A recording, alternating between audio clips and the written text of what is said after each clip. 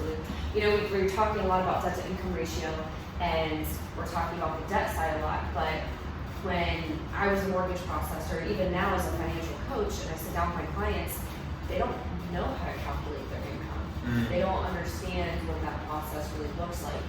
So from my perspective, I'll talk about the variable income if you want to talk about fixed income. Yeah. So I work with mostly entrepreneurs, and they don't know how much money they need to make or what they have been making because it fluctuates so much. You and I live in that variable income lifestyle, so we get it. December was an interesting month. Preach, yes. But there's actually a little bit of an unorthodox way that I approach finances when helping somebody who makes variable income. I start with the mandatory living and debt expenses, and the total of that each month is their base goal. Okay. And then I look at their business. So for you, mortgages, if your base goal is $3,000 a month, how many loans do you need to close close $3,000 a month? So now you're being strategic in what you do on a day-to-day basis to get to that $3,000. But as you and I talk about all the time, there's more to life than just covering the bare necessities. Right. So now let's add in all the extras, like the dining out and the entertainment and savings, investing, all those other items. And let's say now your stretch goal, living, mandatory, plus the extras is total $5K a month. Now how many people do you need to talk to close that $5,000? So by working backwards, it allows these variable income earners, realtors, MLOs, entrepreneurs to have a structured goal to work towards, and they can see if they can actually afford that monthly payment that they want to get qualified for the mortgages. Like, is it a reasonable number? Is it a reasonable number? Right. And it makes a variable income person, like, they know, like, no matter what, by the end of this month, I need to make $5,000, $3,000. So how many? And it helps us. You know, I go by Parkinson's law. You know, it helps us. And Parkinson's law teaches us time allowed to do a task is the time you're going to take to do it. So when you cap off and say, okay, I have a, I guess it's better to say quantifying your goals. So if I say I need to close 2 loans a month to be able to reach my, you know, my debt that I want to have, you know, to live as far as paying household expenses, my lifestyle, and what I need to do. I know I need to talk to X amount of people a month. I need to meet and go to networking events a month at a certain amount of times to be able to, you know, close 2 loans a month. That's my minimum. No matter what, I'm gonna close 2 loans a month. So quantifying things, and I made a video about that maybe like a couple weeks ago. Quantifying your goals, it actually helps you reach your goals a lot faster. I don't know the number behind it, but I think people that actually quantify their goals, I think they have a probably 40 or 50% chance of actually exceeding or achieving their goals. I believe it because you're being strategic in what you do. You know, you and I talk about this all the time. We actually had a networking event that we both went to yesterday. Yeah. And if you only need to close 2 people, if you're only talking to 2 people a month, the odds aren't in your favor. Right. Yeah. If you talk to 200 people, more likely. 2,000, even more likely. Right. Right. It is. You know, there's building those relationships, but it's also a numbers game. Right. Right. You need to foster that. And it works. So if anybody that's going to listen to it is in the variable income field, and it goes by that, like in the mortgage industry, I understand that for every 10 people I talk to, maybe 5 are going to actually qualify, and then maybe 3 are actually going to close on a home, or actually 3 are actually going to go on under contract, maybe 2 are actually going to close on a home. So I know that number. So if my goal is to have 2 loans a month to be able to reach my minimum living expense or my maximum living expense, then I need to know I have to say, okay, I have to talk to 10 people no matter what. Like my goal is 10 people. If I want to double that, I need to talk to 20 people. And so you almost make a variable income job feel like a W-2 job, or a salary job, because you know, I know for a fact, okay, it's not about the dollar amount or the dollar amount that I get. It's about the people I talk to or the amount of times I put myself at bat. And that's the metrics in your control. Right. It's the only thing you can control is your variable income. Right.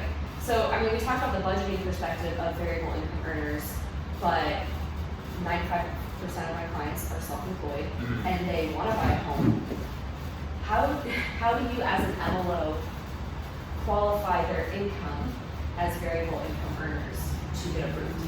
So what we have to do, we have to take 2 years of what you're making, and then we have to basically add 2 years and divide by 2 the average.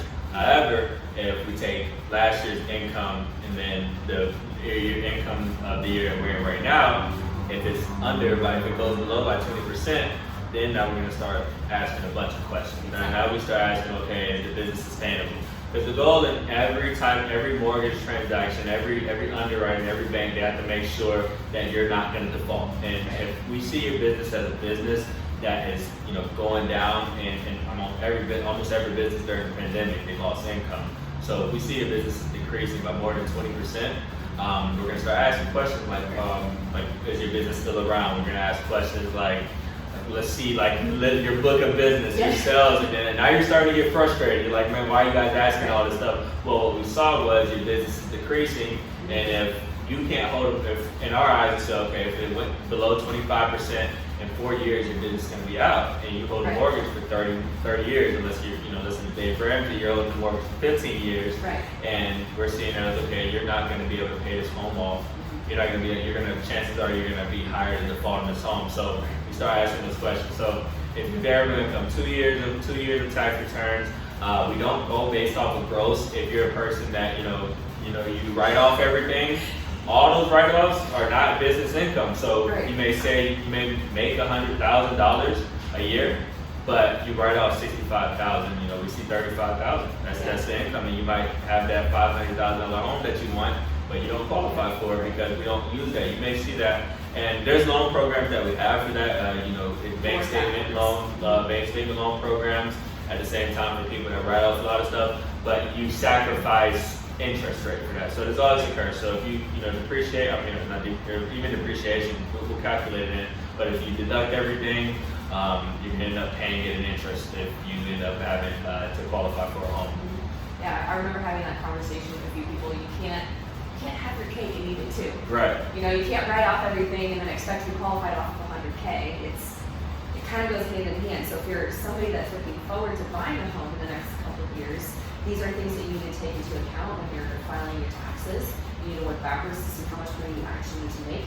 Figure out what you would need to qualify for with an MLO so that you can work that monthly payment into your budgeting.